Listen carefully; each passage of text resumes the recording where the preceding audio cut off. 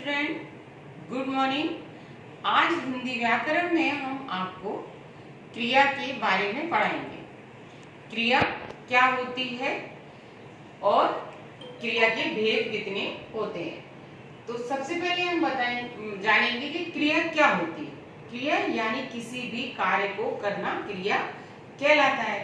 जैसे जब जिन शब्दों से किसी भी कार्य के होने का पता चलता है उसे हम क्रिया कहते हैं। मतलब जिन शब्दों से हमें ये ज्ञात हो कि हाँ ये कार्य हो रहा है उसको हम क्रिया कहते हैं। क्रिया क्या होती है? जैसे चलना, रोना, हंसना, घूमना, ये जो है क्रिया है। क्या है? क्रिया। तो जब ये चीजें होती हैं, ये शब्द होते हैं जिस वाक्य में, तो हमें मालूम पड़ती है क्रिया हो रही है।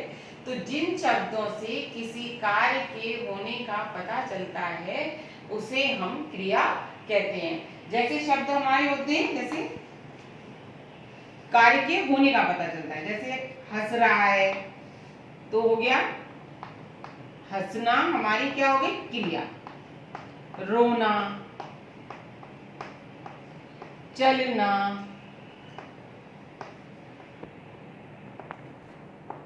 जैसे हंसना, रोना, चलना, पढ़ना, यानी ये क्रिया के होने का बोध बता दें कि हाँ वही कोई क्रिया हो रही। जैसे राम पढ़ रहा है, यानी वो पढ़ रहा है। राम पढ़ रहा है यानी वो कोई क्रिया कर रहा है। पढ़ रहा है यानी क्रिया, कार्य कर रहा है। तो इससे हमें मालूम होता है, इस वाक्य से, पूरे वाक्य से हमें ये मालूम होता है कि राम कोई काम कर रहा है, यानी कोई क्रिया हो रही है।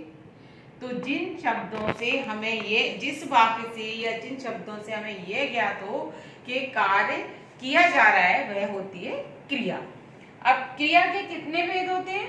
क्रिया के दो भेद होते हैं। कौन कौन से भेद होते हैं? क्रिया के दो भेद होते हैं। एक तो होता है सकर्मक क्रिया और दूसरा अकर्मक क्रिया।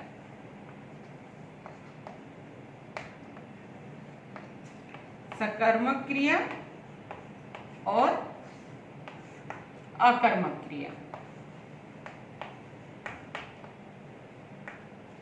Got it? पहला हो गया और ये दूसरा हो गया हमारा।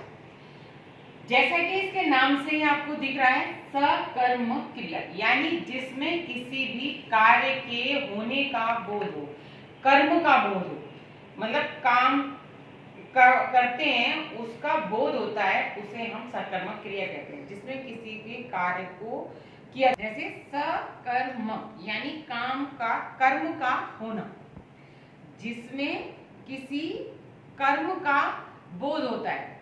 जैसे मान लीजिए आप, बंदर फल तोड़ रहा है। क्या है? बंदर फल तोड़ रहा है। ये एक वाक्य है, ये पूरा एक वाक्य है। इसमें जो है, जहां पर कर्म है, सकर्मक क्रिया होती है जिसमें कर्ता, कर्म और क्रिया तीनों का प्रयोग होता है। यानी जिस वाक्य में कर्ता, कर्म, तीनों क्रिया, तीनों का प्रयोग हो, बोध हो, वह हमारी होती है सकर्मक क्रिया। यानी बंदर, बंदर क्या हो गया हमारा? कर्ता। क्या हो गया? कर्ता। कार्य को करने वाला कर्ता होता है। समझ में आया ना बच्चों? ये हो गया कर्ता, बंदर। जो कोई कार्य को करता है उसको हम कहते हैं कर्ता हो गया। ये बंदर काम को करने वाला हो गया। फल क्या है? फल क्या है? कर्म। फल क्या है? कर्म। और तोड़, तोड़ क्या है? तोड़ रहा, यानी बाकी का जो शब्द बचा, तोड़ रहा है, क्या कर रहा है? वो तोड़ रहा है, वो क्रिया हो गई। तो ये हो गई हमारी क्रिया। समझ में आ गया? मैं इसको क्लियर लिखती हूँ आपके, दोबारा से लिखती हूँ। बंदर फल तोड़ रहा है। अब देखिए इसमें जो है बंदर करता है, फल कर्म में, और तोड़ रहा है पूरा। ये हो गई हमारी क्रिया।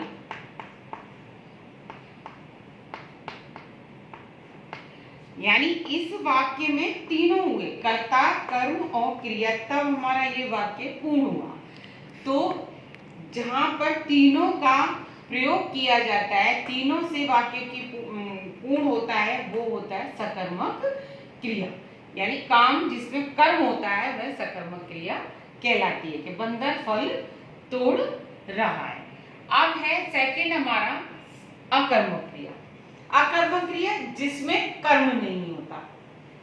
सकर्मक में कर्म हुआ फल, और अकर्मक में जिसमें कर्म नहीं होता और बिना किसी और शब्दों का प्रयोग करते हुए या सहारा लेते हुए, बिना किसी शब्दों का सहारा लिए बिना ही वाक्य पूर्ण हो जाता है। इसमें जैसे अर्थ इसका पूर्ण हो जाता है। जैसे कि मतलब उदाहरण के लिए बताएंगे हम आपको। अकर्मक में बादल गरजते हैं।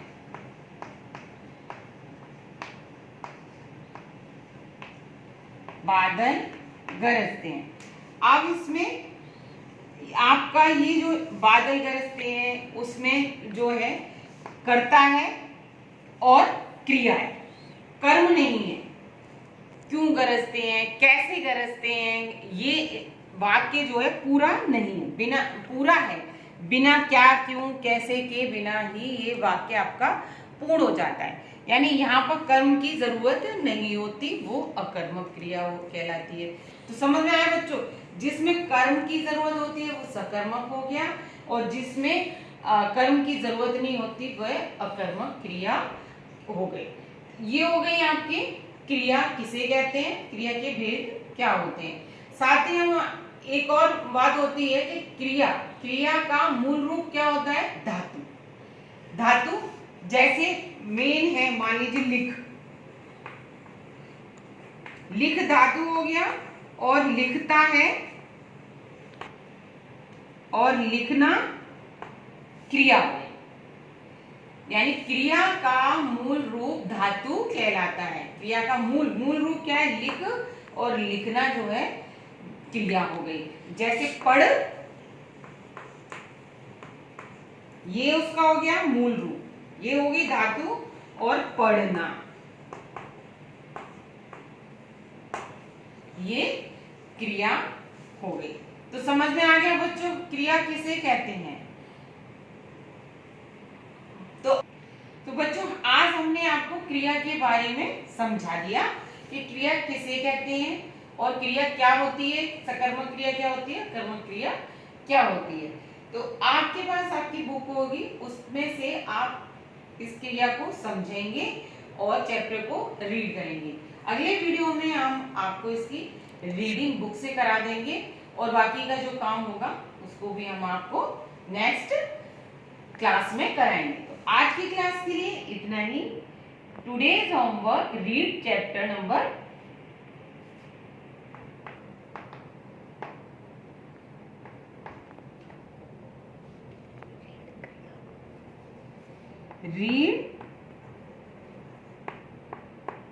'क्रिया', चैप्टर नेम क्रिया। ये आपका हो गया होमवर्क। आप इसकी रीडिंग करेंगे और कल फिर मिलेंगे। Thank you.